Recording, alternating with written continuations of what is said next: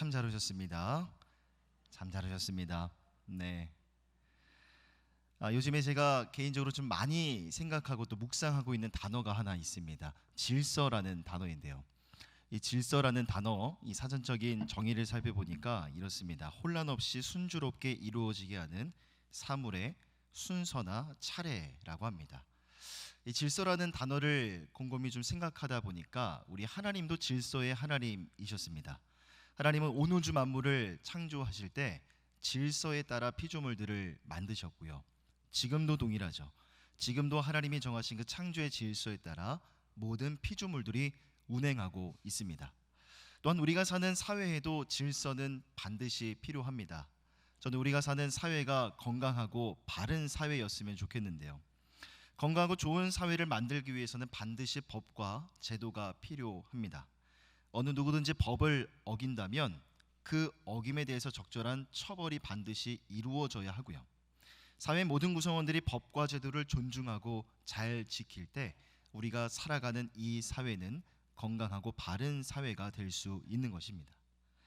여러분, 저는 우리의 신앙 안에서도 이 질서라는 것이 반드시 필요하다고 생각을 합니다. 이 질서는 하나님과의 관계 속에서의, 하나님과 관계의 영역 속에서의 질서를 말씀드리고 싶습니다.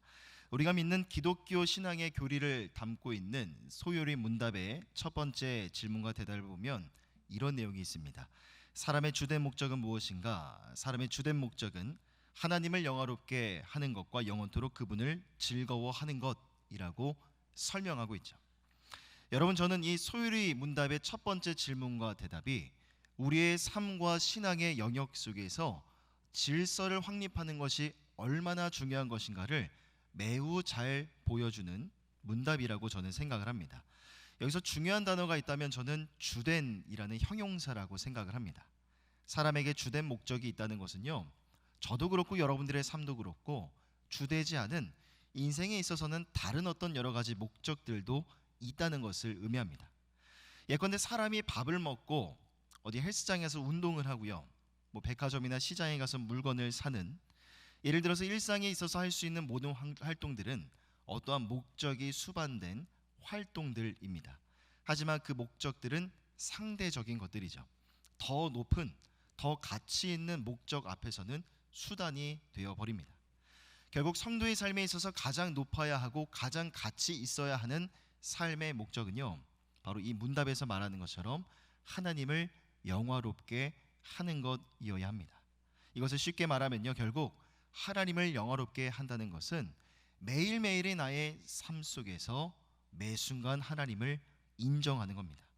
나의 생각과 나의 사고와 나의 판단과 나의 모든 결정의 근거를 하나님께만 두고요, 또 우리 삶에 일어나는 모든 일들을 하나님 안에서 이해하고 해석하려고 노력하는 것, 그리고 모든 결과에 대해서는 오직 하나님께만 영광을 올려드리는 것이 바로 하나님을 영화롭게 하는 삶이라고 저는 생각을 합니다. 자, 그리고 두 번째로 영원토록 그를 즐거워한다는 것은요, 바로 하나님을 사랑하는 것을 뜻합니다. 그런데 이 사랑에도 질서가 반드시 필요합니다. 여러분, 지난 2년의 시간을 돌아보면 이 코로나라는 질병과 싸우기 위해서 전 세계적으로 거리두기가, 사회적 거리두기가 시행이 되었죠. 자, 그런데 그 과정 속에서 오히려 하나님과의 거리까지도 멀어지게 되면서 많은 분들이 예배의 자리를 떠나 있지는 않으십니까? 그동안은 코로나라는 치의적절한 명분이 있었기 때문에 주일에 예배에 나와서 말씀을 듣고 주일 성수하는 것보다 다른 것들을 더 즐거워했었고 더 사랑했었으며 다른 일에 더 많은 시간과 나의 물질과 나의 에너지를 투자했었다면, 여러분, 이제는 그 사랑의 대상을 결정하는 것에 있어서도 질서가 필요합니다. 왜냐하면 우리 삶에 있어서 주된 사랑의 대상은 바로 하나님 한 분이어야 하기 때문이죠. 왜냐하면 하나님이 당신의 전부를 우리에게 주셨기 때문입니다. 자, 그리고 그 사랑의 교제를 위한 방편으로 하나님이 우리에게 주신 것이 바로 지금 여러분 앞에 있는 이 성경 말씀입니다. 혹자는 이 말씀을 두고 하나님이 인간에게 주신 하나님의 사랑이 담겨있는 러브레터이다라고 표현을 합니다. 저는 이 표현에 10분 공감을 합니다. 우리는 하나님의 말씀을 통해서 하나님이 어떠한 분이신지를 깊이 있게 알아갈 수가 있죠. 시간이 조금은 걸릴 수 있지만 말씀 앞에 꾸준히 나아갈 때 우리 하나님이 어떠한 분이신지 한 걸음 한 걸음 나아가 그 하나님의 하나님 되심을 알아갈 수가 있습니다. 또 하나님의 말씀이라는 이 안전한 울타리 안에서 하나님의 말씀을 내 삶의 법과 제도 그리고 내 삶의 지침으로 삼을 때 그런 인생에 진정한 행복이 있고 자유함이 있게 되는 것입니다. 결국 하나님을 영화롭게 하고 영원토록 그를 즐거워하는 삶의 질서가 쉽게 흐트러지지 않고 그 뼈대가 견고하게 세워져 있을 수 있다면 신앙생활이 언제나 안정적일 수 있겠죠. 어떤 어려움이 찾아와도 쉽게 흔들리지 않는 마음의 중심을 굳게 지켜낼 수가 있는 것입니다. 오늘 함께 나눌 말씀은 시편 141편입니다. 제가 오늘 설교를 준비하는 동안 계속해서 제 머릿속에 맴도는 구절이 하나 있었는데요. 잠언 4장 23절의 말씀입니다. 함께 한 목소리로 읽어보겠습니다. 시작. 모든 지킬 만한 것 중에 더욱 내 마음을 지키라. 생명의 근원이 이에서 남이니라. 자, 141편은요 다윗의 시입니다. 다윗이 기록한 비탄시 중에 하나인데요. 자, 시편의 배경이 어떠한 것인지는 자세히 알 수는 없습니다. 하지만 내용을 살펴보면 이 상황이 다윗에게 있어서는 분명 상당히 부당하고 쉽지 않은 그런 상황이었던 것으로 보입니다. 먼저 구조를 간단하게 살펴보면 사고의 흐름에 따라 4개 연으로 구분해 볼 수가 있는데요. 먼저 1절과 2절은 첫 번째 연으로 서론적인 간구입니다.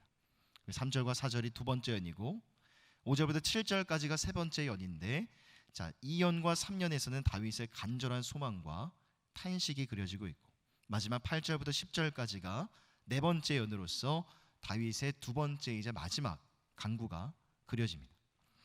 앞서 저는 이 시편을 묵상하면서 이 잠언 4장 23절의 말씀, 지킬 만한 것 중에 너희 마음을 지키라. 모든 생명의 근원이 이에서 남이니라 라는 말씀이 머릿속에 마구마구 맴돌았다고 말씀을 드렸는데, 그 이유가 무엇인고 하니, 자, 141편에는 환난과 어려운 상황을 마주하는 이 다윗의 단단한 내면의 모습이 확연하게 두드러지고 있기 때문입니다. 자, 무엇이 그 비결이었을까를 고민하고 묵상을 하다가 제 눈에 띈 단어가 2절에 나오는 기도라는 단어였습니다. 다윗이 이렇게 말하죠. 나의 기도가 주의 앞에 분향함과 같이 되며 나의 손드는 것이 저녁 제사같이 되게 하소서. 자, 여러분, 2절에서 이 분향이라는 단어는요 마치 구약시대에 분향단의 모습을 떠올리기도 합니다. 우리가 맥체인 성경 읽기를 통해서 출애굽기와 레위기 말씀을 묵상을 하면서 여러분들이 살펴보셨던 것처럼, 자, 이처럼 그림에 보시는 것과 같이 구약시대 제사장들은 성소 안에 있는 불이 꺼지지 않도록 아침과 저녁마다 그 불을 책임지고 관리해야만 했습니다. 자, 2절 하반절에 나오는 이 저녁 제사라는 표현도 동일한 배경에서 우리가 이해해 볼 수가 있겠죠. 자, 그렇게 해서 이 향의 연기가 성소 안에 가득 차게 되면 이 분향이 하나님께 상달되는 것으로 여겼습니다. 자, 이 모습을 오늘날 우리의 삶에 적용해 보면 바로 이 성소 안에 향이 상징하는 것은 오늘날 우리 성도들의 기도인 것입니다.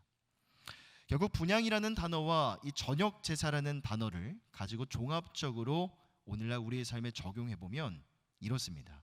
2절의 말씀은 마치 경건한 신앙인이 하루의 모든 일과를 마치고 매일 하나님 앞에 나아가 하루 동안 있었던 모든 일들을 소상히 아뢰는 그런 기도의 모습을 떠올리게 하죠. 여러분, 이것이 바로 환난 중에서도 자신의 마음과 생각의 중심을 굳건하게 지킬 수 있었던 다윗의 비결이었던 것입니다. 간헐적이거나 필요에 따라서만 하나님 앞에 나아감이 아니라 매일의 삶 속에서 하나님과 소통하고 교제하는 그 친밀한 시간이 어떠한 상황 속에서도 자신의 마음을 흔들림 없이 지켜낼 수 있는 다윗의 영적인 비결이었던 것이죠. 여러분, 이처럼 우리가 하나님 앞에 올려드리는 이 기도라는 것은 어떠한 순간 어느 한때에만 드리는 것이 결코 아닙니다. 다윗의 고백처럼 성도라면 마땅히 날마다 하나님 앞에 분향단에 불을 피워놓고 또 번제의 제물을 하나님 앞에 올려드리는 마음으로 날마다 하나님 앞에 기도해야 하는 것이죠. 앞서 하나님과의 사랑의 교제를 위해서 하나님이 우리에게 주신 은혜의 방편이 바로 성경 말씀이라고 말씀을 드렸는데요. 여러분, 말씀과 기도는 우리 신앙생활에 있어서 부인할 수 없는, 거부해서는 안 되는 양대축입니다. 이 말씀과 기도의 시간을 통해서 하나님과 끊임없이 날마다 소통하고 하나님과 교제해야만 하고요. 그 교제의 시간을 통해서 우리 안에 부어지는 하늘의 지혜와 하늘의 능력을 힘입어 우리는 새로운 한 주를 살아가야 되는 하나님 나라의 백성들인 것입니다. 하지만 우리의 기도 생활을 솔직히 돌아보면 어떻습니까? 때때로 우리는 기도라는 것을 나의 필요에만 맞추어서 생각하는 경향이 매우 짙은 것 같습니다. 나의 어떠한 필요를 성취하거나 내 안에 있는 보이지 않는 어떤 욕심을 성취하기 위한 수단 정도로 기도를 사용하는 것이죠. 혹은 어찌할 수 없는 위기와 곤란한 상황이 찾아왔을 때 그 상황을 순간적으로 벗어날 수 있게 하는 수단 정도로만 기도를 이해하고 있는 겁니다. 그래서 삶이 평안하고 아무런 문제가 없을 때에는 기도의 필요성을 느끼지 못하죠. 결국 그렇게 기도의 분향단의 불을 나 스스로가 쉽게 꺼뜨리는 잘못을 범하게 되는 것입니다. 여러분, 제가 오늘 본문의 이 분향단을 묵상하면서 동일하게 성소 안에 있었던 이 진설병 규례를 같이 좀 묵상해 보게 되었습니다. 여러분, 앞에 보이시는 이 그림과도 같이 진설병이라는 것은요, 고운 가루로 만든 12개의 떡입니다. 자세히 세보시면은 12개의 떡이 저 상 위에 놓여져 있는데, 이처럼 고운 가루로 만든 12개의 떡을 이처럼 6개씩 두 줄로 진설해 놓아야 했습니다. 이 떡은 분향단의 불처럼 제사장이 관리를 해야 됐는데, 제사장은 안식일마다 백성들이 바친 새로운 떡을 가지고 한 주 동안 진설해 놓았던 묵은 떡덩이들과 교체를 했습니다. 그러면 여기서 중요한 것은요, 이 진설병, 이 떡덩이들이 의미하는 것이 과연 무엇이냐라는 겁니다. 여기서 특별히 12이라는 숫자는요, 이스라엘의 12지파를 상징합니다. 그러니까 12개의 떡이 이처럼 하나님 앞에 바쳐진다는 것은 먼저는 하나님을 향한 모든 백성들의 헌신을 상징합니다. 그런데 이 진설병 규례가 가리키고 있는 가장 중요하고 핵심적인 상징이 있습니다. 그것은 바로 예수 그리스도시죠.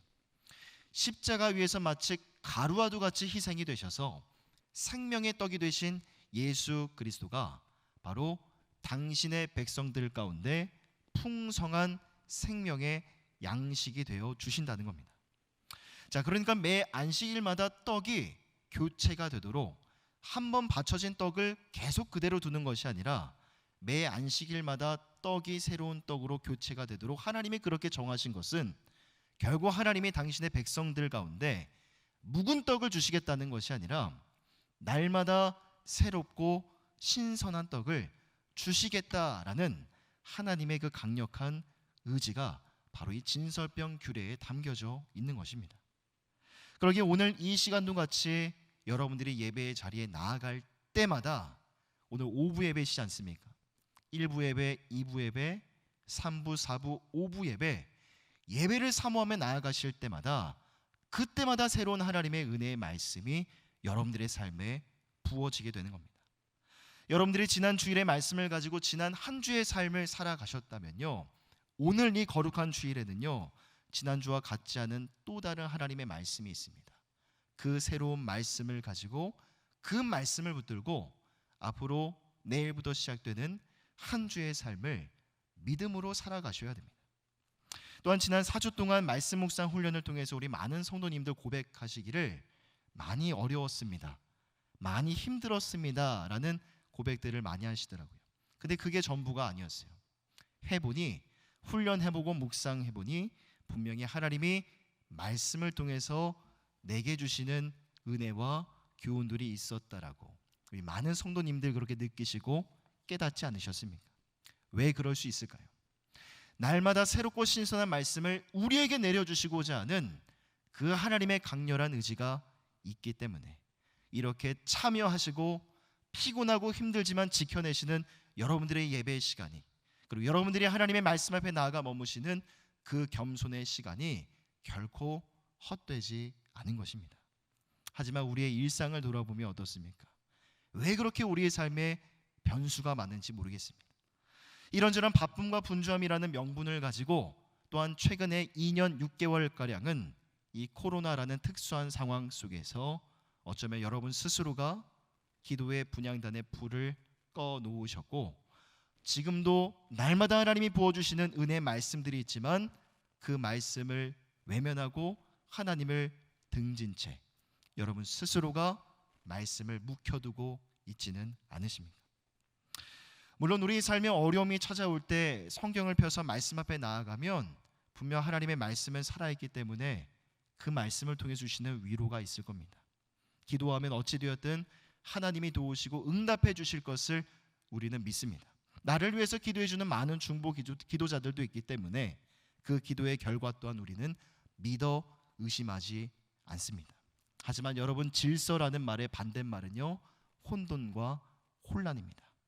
내가 매일 하나님 앞에서 말씀으로 공급받고 매일 하나님 앞에 나아가 기도하는 그 내면의 거룩한 질서가 굳건하게 자리 잡는다면 아마도 환란이 찾아왔을 때 흔들림의 정도가 다르지 않겠습니까? 당황하지 않고 차분하고 의연하게 그 상황을 바라볼 수 있을 뿐만 아니라 환란으로 인한 그 어떤 무거운 감정들이 내 마음을 차지하려고 하기 전에 하나님을 향한 분명한 믿음으로 내 마음을 차곡차곡 채워 나아갈 수가 있는 것입니다. 또한 다윗이 시편 141편 3절에서 이렇게 고백을 합니다. 여호와여, 내 입에 파수꾼을 세우시고 내 입술의 문을 지키소서. 여러분, 사실 어려움 앞에서 인간이 가장 많은 실수를 하는 영역은 바로 입술의 영역입니다. 하지만 다윗은 절박한 상황 속에서도 자신의 입술을 돌아보고 있죠. 입술을 가지고 경솔하게 누군가를 저주하거나 불평하는 말들로 하나님 앞에 근심을 드리지 않기를 구하는 겸손하고도 진실한 모습을 보여주고 있습니다. 여러분, 저는 이것이 내면의 이 거룩한 질서, 하나님 앞에 나아가 친밀한 교제를 나누는 이 내면의 거룩한 질서를 지닌 자의 삶에서 나타나는 특징 중에 하나라고 생각을 합니다. 마음의 중심을 지키고 있기 때문에 입술의 중심도 지킬 수가 있는 것이죠. 환난과 어려움이 찾아왔을 때 불평과 원망하면서 입술로 범죄하는 것이 아니라 하나님이 내 삶에 행하실 놀라운 일들을 믿음으로 바라보며 미리 감사와 기쁨의 말들과 언어를 내 입에 담아낼 수가 있는 것입니다. 여러분, 마지막으로 저는 지난 한 주 동안 대구 동신교회에 우리 권성수 목사님의 저서인 고통의 은총이라는 책을 좀 접하게 되었습니다. 사실 내일부터 수요일까지 우리 대구 동신교회 권성수 목사님이 인도하시는 생명사역 컨퍼런스라는 세미나에 제가 참여를 하게 되어서 여기에 참여하게 되는 그런 과제 도서로 이 책을 읽게 되었습니다. 목사님 말씀하시기를 자신의 인생을 돌아보면 인생 초기에는 주로 육체적인 질병의 고통이 있었고 다음에는 주로 관계적인 고통이 극심했다고 말씀하십니다. 실제로 이 책에 소개된 우리 권성수 목사님의 일대기를 쭉 살펴보면요, 어린 시절 찢어지게 가난했었고요, 또 몸도 많이 아프셨고 결혼을 하시고 사모님의 불임 문제 등 인생에 참 많은 고난이 있었습니다. 하지만 권성수 목사님은 언제나 늘 하나님과 교제하셨습니다. 하나님 앞에 늘 기도하는 가운데 자기 삶의 결핍을 극복할 수 있는 힘과 끈기가 이 책에서 발견되더라고요. 또한 고난을 은혜의 체험이라고 여기며 그 가운데서 하나님이 주시는 어떠한 뜻을 발견하고자 하는 목사님의 겸손한 모습이 책을 읽으면서 굉장히 깊은 인상이 남았습니다. 목사님은 5형제 중에 둘째시고 다른 모든 형제들 또한 신학교와 교계에서 한국교회를 위해 귀하게 쓰임받고 계십니다. 권선수 목사님은 책의 말미에서 인생 가운데 참 많은 고난이 있었지만 이렇게 감사를 고백하며 마무리하십니다. 우리 형제들은 고통 중에 은총을 베푸신 하나님을 좋아하고 사랑한다. 우리는 하나님께 영광을 돌리고 하나님을 즐긴다. 하나님께 영광을 돌리는 것이 우리의 의무이면서 동시에 우리의 기쁨이다. 어떤 고난을 동반해도 하나님의 양떼를 돌보는 목회는 하나님이 쏟아 부어주시는 복이요 행복이다. 우리는 목회를 통해 하나님을 보고 맛보는 지상의 행복을 체험하고 있다. 할렐루야, 솔리 데오 글로리아. 오직 하나님께만 영광. 여러분, 저도 지금 목회 현장 속에 머물러 있지만 여러분, 목회 자리이든 여러분들이 살아가고 계시는 삶의 자리이든 분명 크고 작은 많은 어려움과 이 환난의 문제들이 있으실 겁니다. 물론 우리가 살아가는 삶의 배경이나 구체적인 상황이 전부 다 다르기 때문에 비교할 수 없고요. 이 고난의 크기나 성격도 다 다를 수밖에 없겠죠. 하지만 너무나 분명한 것은 우리 하나님은 어떠한 하나님이십니까? 고난 중에서도 나와 함께 하시는 하나님이시고 그 고난 속에서 어떠한 모양이든 어떠한 방법으로든 나를 도우시는 하나님, 더욱 선명히 역사하시는 하나님이시라는 겁니다. 시편 141편 1절을 보면 다윗이 이렇게 고백하죠. 함께 1절 읽어보겠습니다. 시작. 여호와여, 내가 주를 불렀사오니 속히 내게 오시옵소서. 내가 주께 부르짖을 때에 내 음성에 귀를 기울이소서. 다윗이 이렇게 하나님 앞에 기도할 수 있었던 이유는 무엇이겠습니까? 우리 하나님은 이런 하나님이시기 때문입니다. 내가 찾으면 내게 찾아오시고 내가 부르짖을 내 기도 가운데 응답하시는 하나님이시기 때문에 다윗은 1절과도 같이 고백할 수 있는 것이죠. 시편 34편 4절의 말씀을 보니까요, 다윗은 더 직접적으로 이렇게 고백합니다. 내가 여호와께 간구하며 내게 응답하시고 내 모든 두려움에서 나를 건지셨도다. 할렐루야. 여러분, 우리의 삶에 찾아오는 이 고난과 환난 자체는요, 어떠한 것도 우리는 통제할 수 없습니다. 다가오는 고난의 종류를 내가 선택할 수 없고 다가오는 고난을 내 힘으로 내 능력으로 밀어낼 수도 없습니다. 하지만 환난 앞에서 내 마음은 내가 지켜낼 수 있습니다. 환난 앞에서 내 입술 가운데 어떠한 말과 어떤 언어를 담아낼 것인가, 그것은 우리 스스로가 선택할 수 있는 일입니다. 그리고 저는 그것이 바로 우리의 신앙의 내공이라고 생각을 합니다. 여기 연령이 좀 많으신 분들, 연세가 많으신 분들, 젊으신 분들 많이 모여 계시지만 나이가 많고 적음에 상관없이 정직하게 하나님 앞에서 어느 누구든 경험할 수 있는 신앙의 연륜이라고 저는 생각합니다. 그러기에 환난과 어려움 앞에서 여러분들의 그 소중한 마음과 여러분들의 그 입술을 신앙의 힘으로 지켜내시고 환난과 어려움 앞에서 여러분들의 그 단단한 신앙의 내공과 연륜을 당당히 자라나고 드러낼 수 있도록 여러분 매일의 삶 속에서 하나님과의 관계 속에서의 이 거룩한 질서를 반드시 회복하시기를 바랍니다. 먼저 여러분들의 삶의 기도의 분향단을 살펴보십시오.